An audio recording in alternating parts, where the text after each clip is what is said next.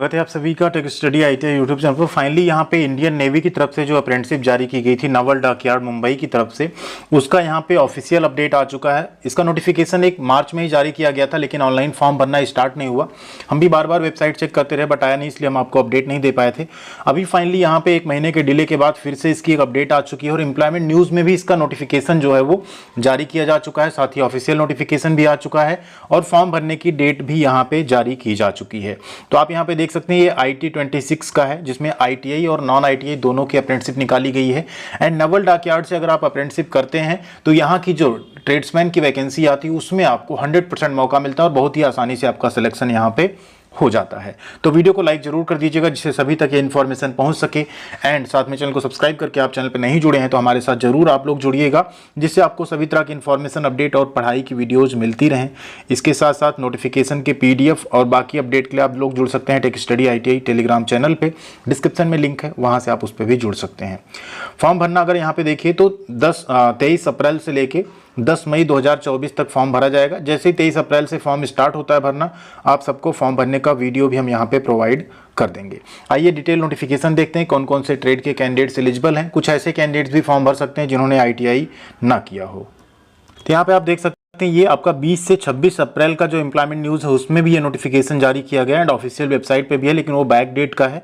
इसमें अगर आप डेट देखेंगे तो वो यहाँ पे भी आपको 16 मार्च 2024 ही देखने को मिलेगा। यही PDF वहाँ पे भी अपलोड हुआ था, जिसमें टोटल अगर आप वैकेंसी देखें 301 पोस्ट पे अप्रेंटिसशिप निकाली गई है, जिसमें से 2 साल की अप्रेंटिसशिप होगी रिगर की और फोर्जर और हीट ट्रीटर की। रिगर में 8वीं पास और इसमें 10वीं पास छात्र फॉर्म भर सकते हैं। इसके ऊपर की जितनी वैकेंसी हो ITI पास आउट कैंडिडेट्स के लिए है, जो कि टोटल 1 साल की अप्रेंटिसशिप कराई जाएगी। इसके फॉर्म जो है वो ऑनलाइन मोड में भरे जाएंगे, ठीक है। एंड बाकी आपको आगे डिटेल आइए उस वाले नोटिफिकेशन में समझाते हैं।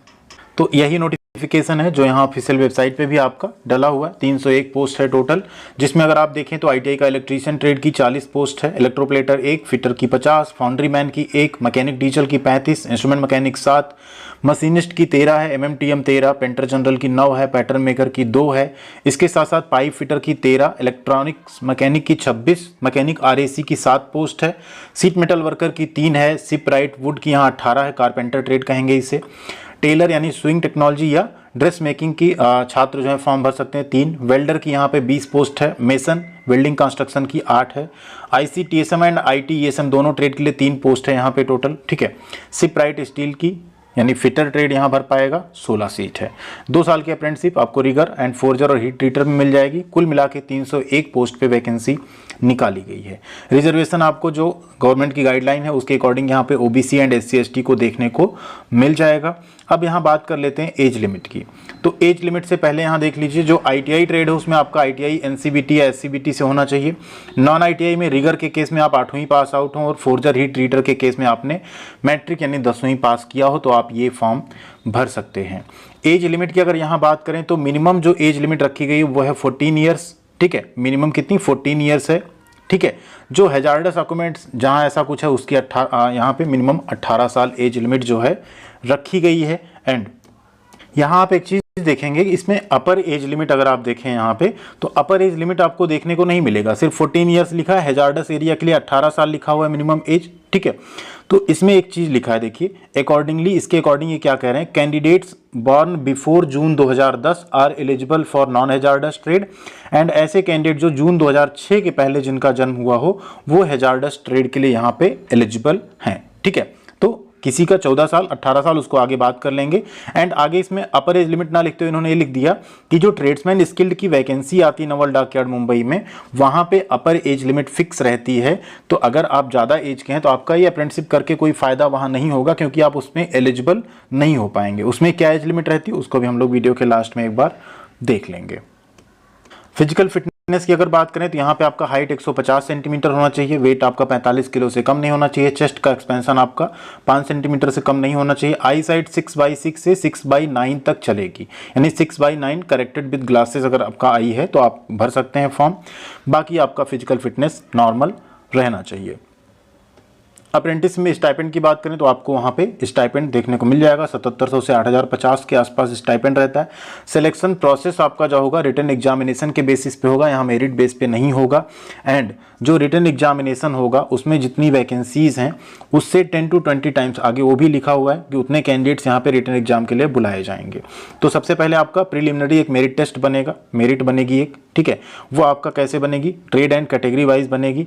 उसके बाद कैसे उसको ड्रा करेंगे यहाँ लिखा हुआ, देखिए जो ITI ट्रेड के कैंडिडेट्स हैं उनका जो एग्रीगेट परसेंटेज होगा ITI का, ठीक, उसके बेसिस पे बनाई जाएगी एंड उसी के बेसिस पे शॉर्टलिस्ट करके आपको वहाँ पे रिटन एग्जाम के लिए बुलाया जाएगा, ठीक। नेक्स्ट है जो नॉन ITI ट्रेड है उनका जो क्वालिफिकेशन वाला एग्जाम है उसके बेसिस पे बुलाया जाएगा। रिटन एग्जाम में 20 गुना कैंडिडेट्स यानी एक पोस्ट के लिए 20 गुना कैंडिडेट यहाँ पे लगभग बुलाए जाएंगे। जैसे 10 वैकेंसी मान लीजिए किसी कैटेगरी में है तो उस वैकेंसी के 200 कैंडिडेट जो टॉप होंगे मेरिट लिस्ट में उन्हें रिटन एग्जाम के लिए शॉर्टलिस्ट करके बुलाया जाएगा कि आप आइए एग्जाम दीजिए, फिर उसमें से जो पास होगा उसका आगे सिलेक्शन होगा। स्कीम क्या रहेगी रिटन एग्जाम की, स्कीम यहाँ देख लीजिए क्या रहने वाली है। जनरल साइंस के 35 क्वेश्चन होंगे, मैथमेटिक्स के 35 होंगे, जनरल अवेयरनेस कॉमन सभी ट्रेड के लिए होगा 30 क्वेश्चन होंगे। कोई नेगेटिव मार्किंग नहीं होगी, 2 घंटे का आपका पेपर होगा। मीडियम आपका इंग्लिश और हिंदी दोनों रहेगा। एग्जामिनेशन के सेंटर की अगर यहाँ बात करें तो मुंबई में ही सिर्फ एग्जामिनेशन होंगे और मई जून 2024 के महीने में आपके एग्जाम कराए जा सकते हैं। नोटिफिकेशन थोड़ा लेट आया तो मे बी ये जुलाई भी जा सकता है क्योंकि मई जून में इलेक्शन भी अभी आपके चल रहे हैं। रिटन एग्जाम के बाद आपकी प्रोविजनल मेरिट लिस्ट जारी की जाएगी एंड मेरिट लिस्ट के बाद आप इंटरव्यू के लिए जाएंगे 1:3 यानी एक सीट पे 3 कैंडिडेट्स, 301 वैकेंसी, अप्रॉक्स 900 से 1000 के आसपास कैंडिडेट्स जो हैं बुलाए जाएंगे। इंटरव्यू होगा आपका, फिर डॉक्यूमेंट वेरिफिकेशन होगा जिसमें आपके सभी डॉक्यूमेंट्स वेरीफाई किए जाएंगे। फिर आपका एक यहाँ पे टेक्निकल स्किल जो है उसका एक ओरल टेस्ट जिसे इंटरव्यू कहते हैं वो हो सकता है। फिर आपकी फाइनल मेरिट लिस्ट आपके रिटन एग्जामिनेशन के बेसिस पे बनाई जाएगी। ये फॉर्म भरने की ऑफिशियल वेबसाइट है जिसको हमने ऑलरेडी डिस्क्रिप्शन में भी दे दिया, वहाँ से आप डायरेक्टली इस पेज पे आ सकते हैं।